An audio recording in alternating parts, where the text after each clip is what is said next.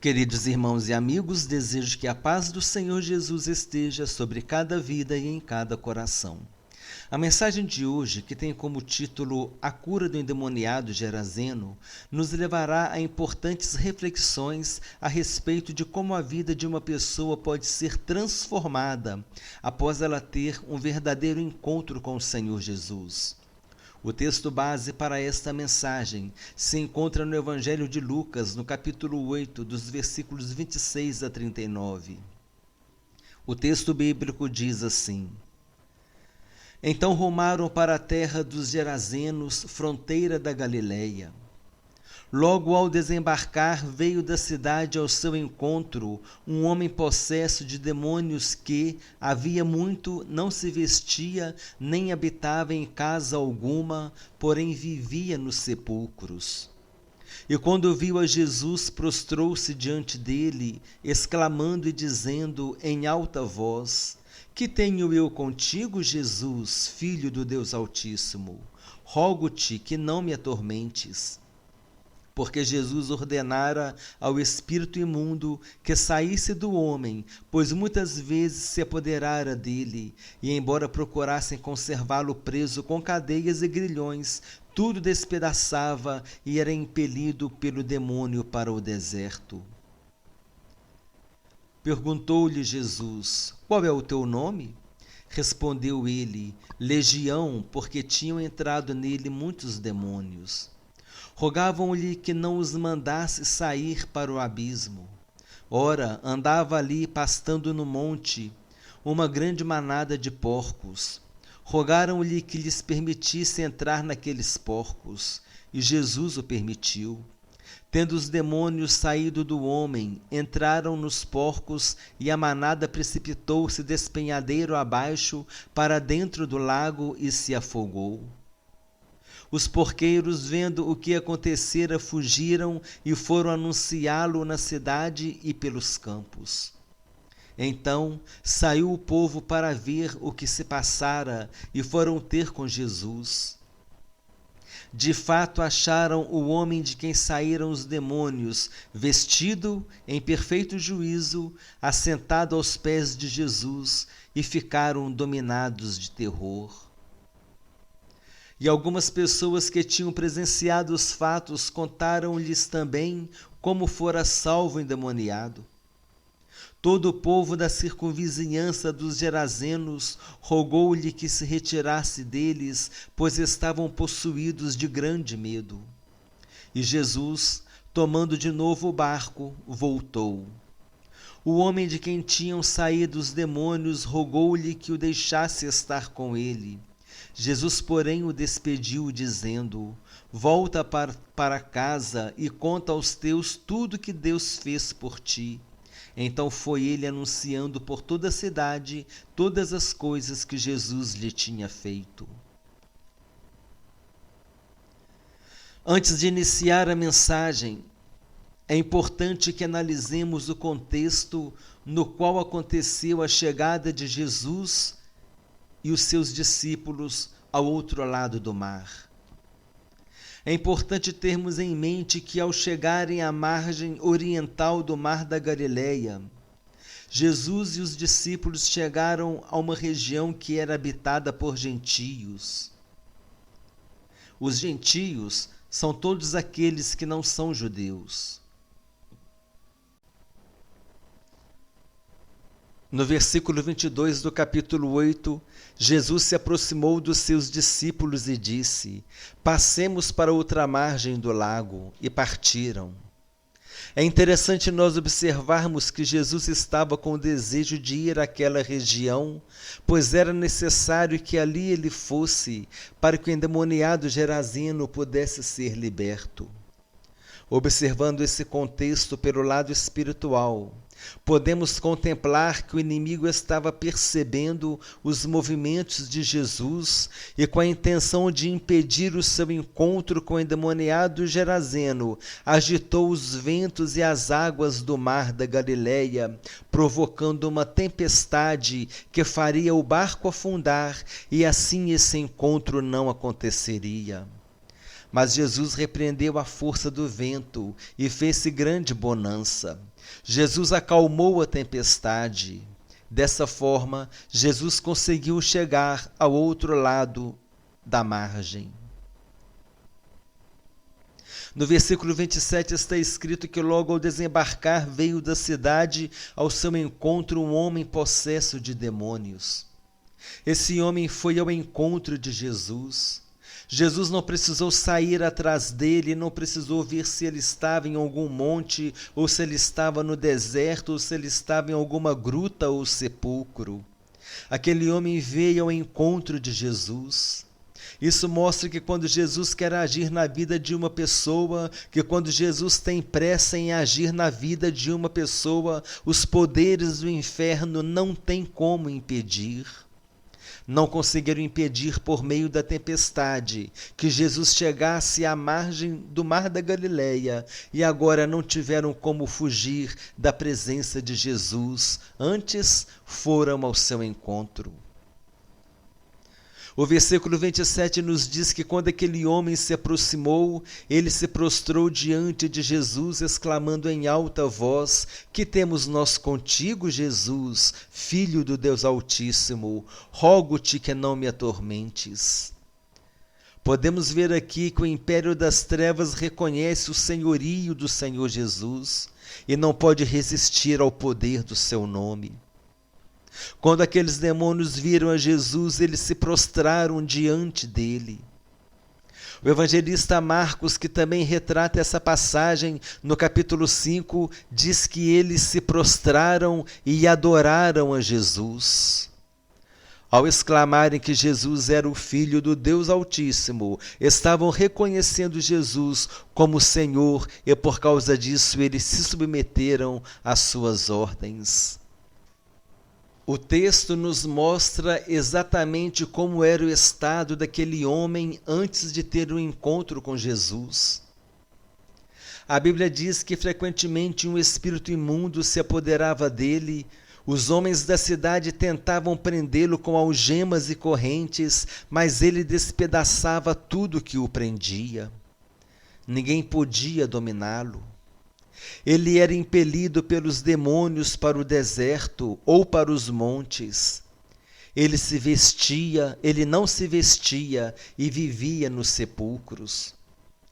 O evangelista Marcos diz que ele andava de dia e de noite se ferindo com pedras. Assim era a vida daquele homem vivendo no deserto e nos sepulcros. A vida no deserto representa uma vida seca, vazia, de solidão, uma vida de fome e sede.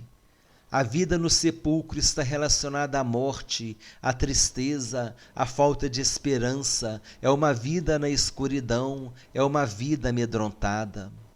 Assim era a vida daquele homem, porque vivia subjugado pelo inimigo e porque ainda não tinha tido um encontro com o Senhor Jesus. Jesus se aproximou no versículo 30 e lhe perguntou: "Qual é o seu nome?" Respondeu ele: "Legião, porque somos muitos." É interessante observarmos aqui que Jesus não precisaria perguntar o nome daqueles demônios. Jesus já sabia que havia uma legião de demônios dentro dele. Mas Jesus perguntou o nome dele para que as pessoas vissem a gravidade do problema que aquele homem estava vivendo. Se Jesus não perguntasse, as pessoas não saberiam de sua realidade. As pessoas ouviram quando os demônios disseram que eram uma legião, porque eram muitos, e viram assim o estado deplorável que aquele homem estava. Dessa forma, ao realizar o grande milagre da libertação, Jesus também estava mostrando a grande manifestação do poder de Deus. É importante esclarecermos aqui que o termo legião era usado para se referir a um batalhão do exército romano que dominava a região naquela época. Uma legião era composta por aproximadamente 6.000 soldados de um batalhão do exército do Império Romano. Isso nos dá uma ideia de como estava o estado espiritual daquele homem e de como foi grande o milagre na vida dele, porque Jesus tinha ordenado que o espírito imundo saísse.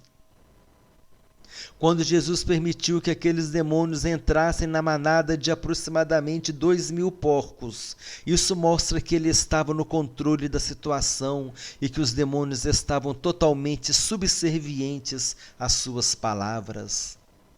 Como dito no início da mensagem, aquela era uma região onde os gentios viviam e para eles os porcos não eram considerados animais imundos, assim como os judeus os consideravam impuros.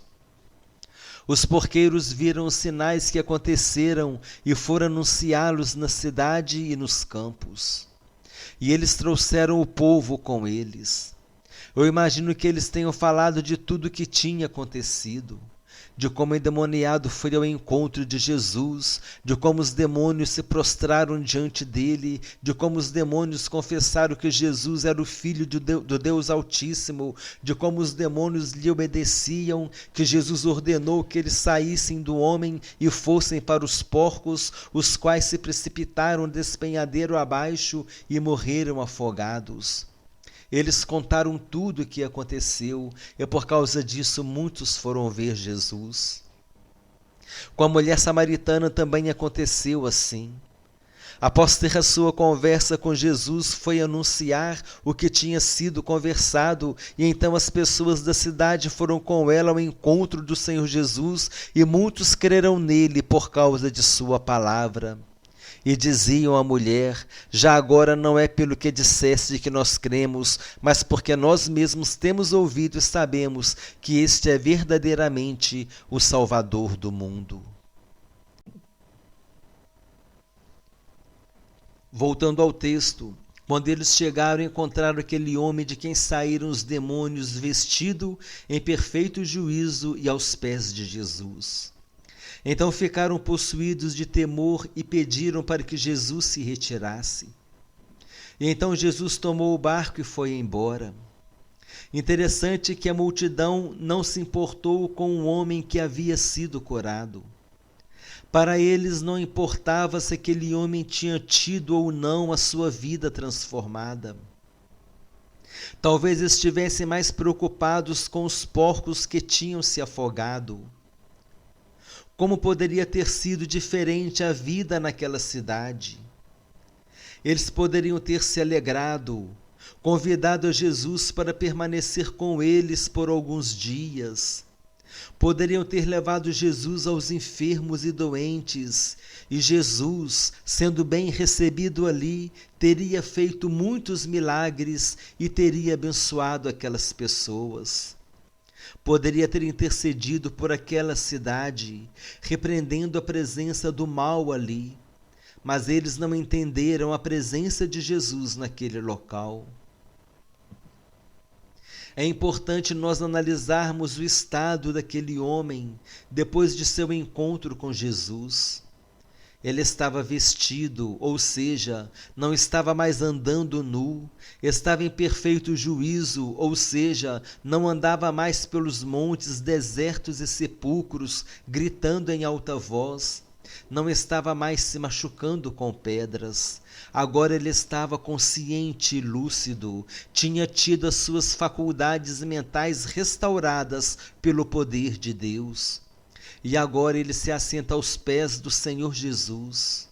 E ele queria seguir com Jesus, queria permanecer perto do Senhor. Ele valorizou o que Jesus tinha feito por ele.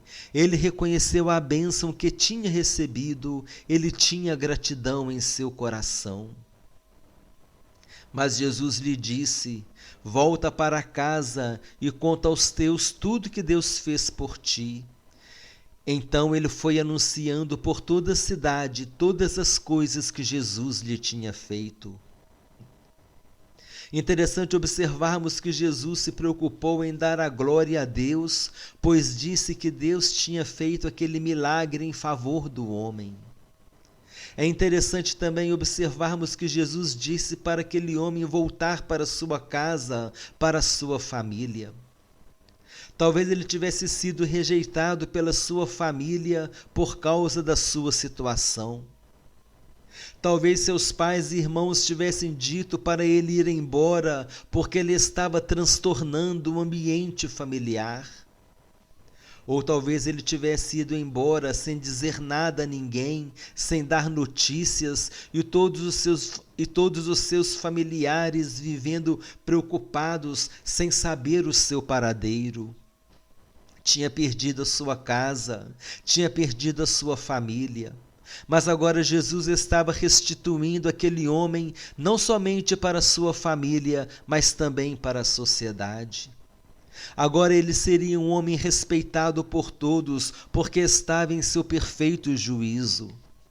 Eu imagino aquele homem chegando em sua casa, seus pais e irmãos vendo que ele estava diferente, todos perguntando o que tinha acontecido.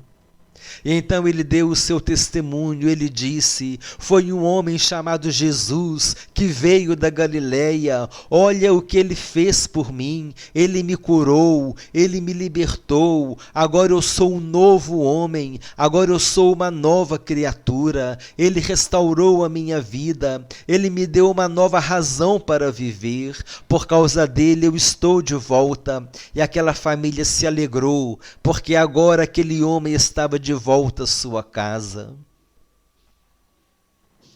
Fazendo o resgate da mensagem, nós vemos que Jesus teve que acalmar uma tempestade para chegar à terra dos Gerazenos.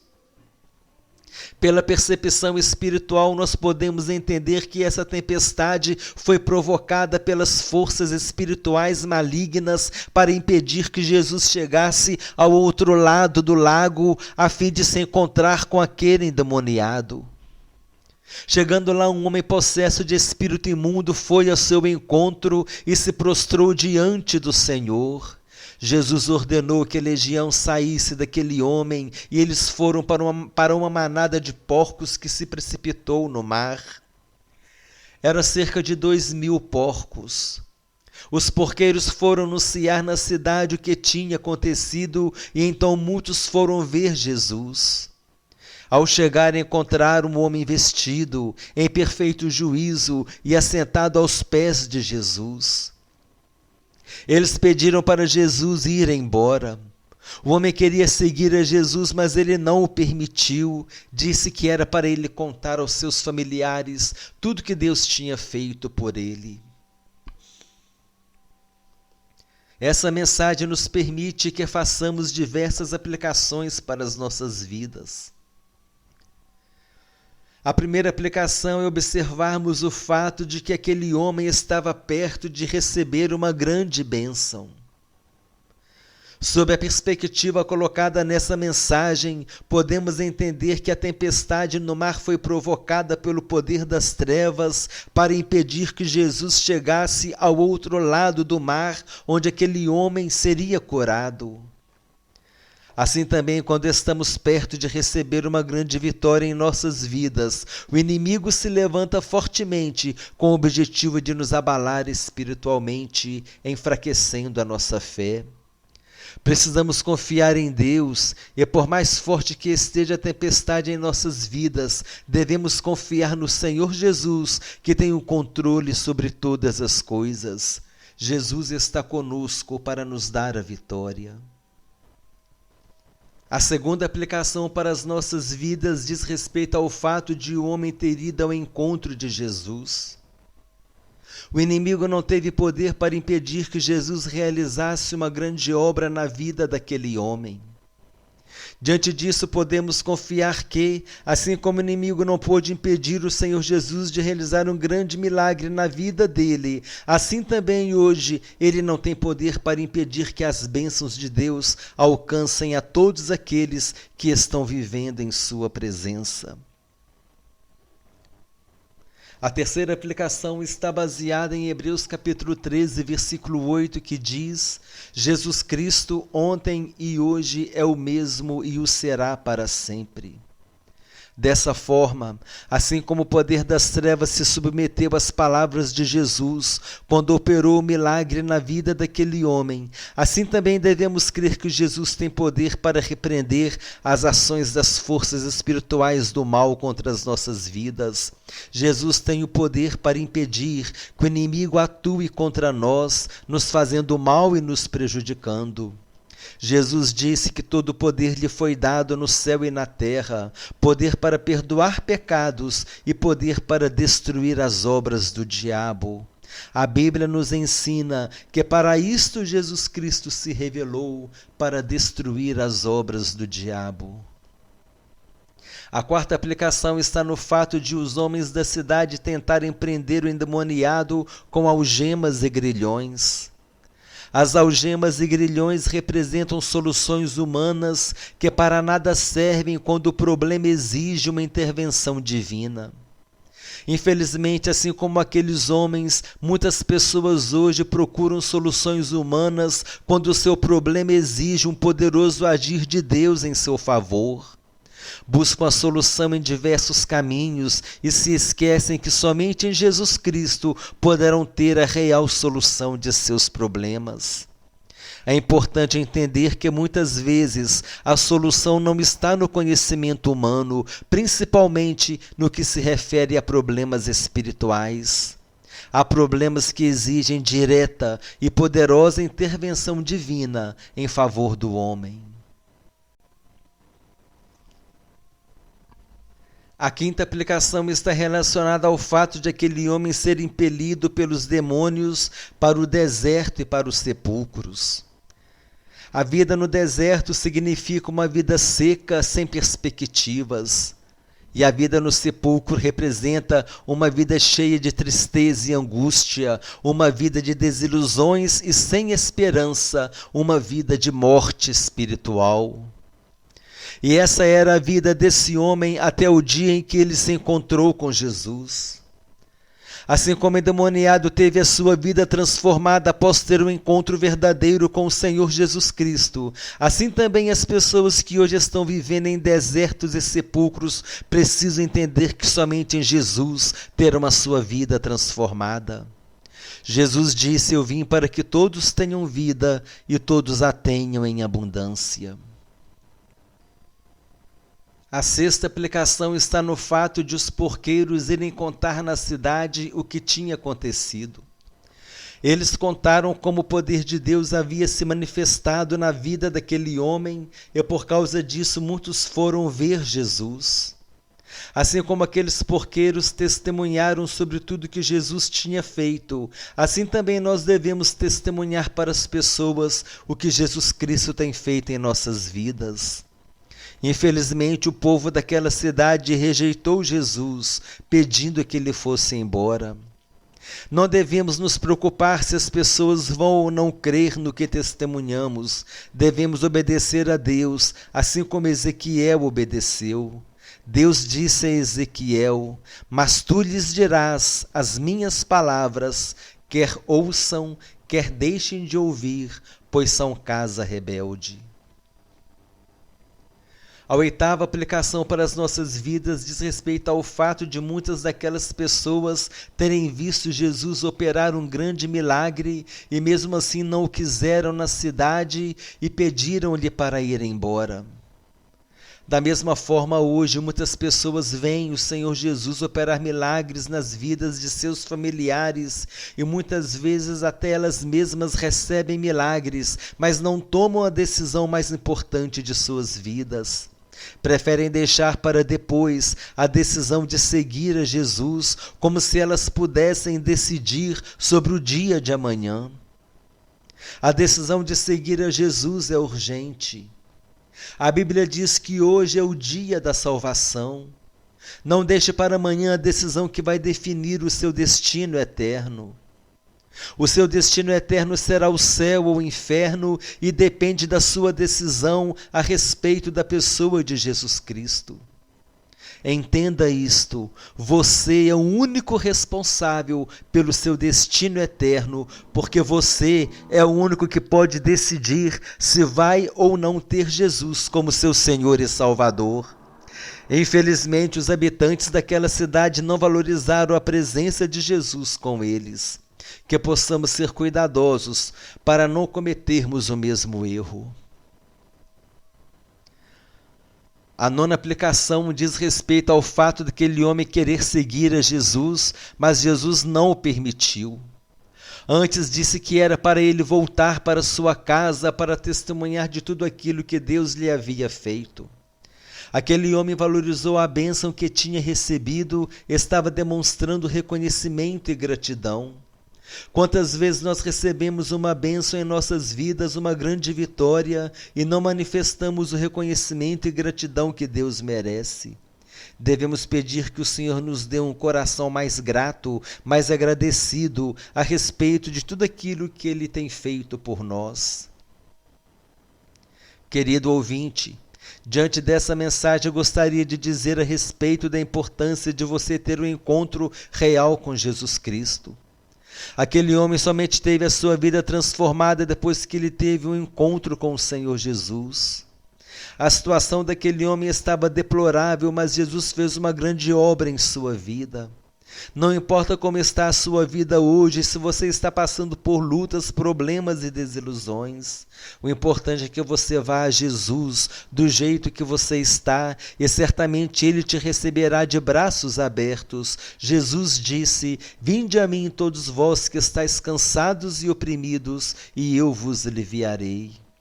Aceite hoje o convite de Jesus, receba-o em sua vida como seu único Senhor e suficiente Salvador. Em Jesus você terá uma nova vida, uma vida na presença de Deus.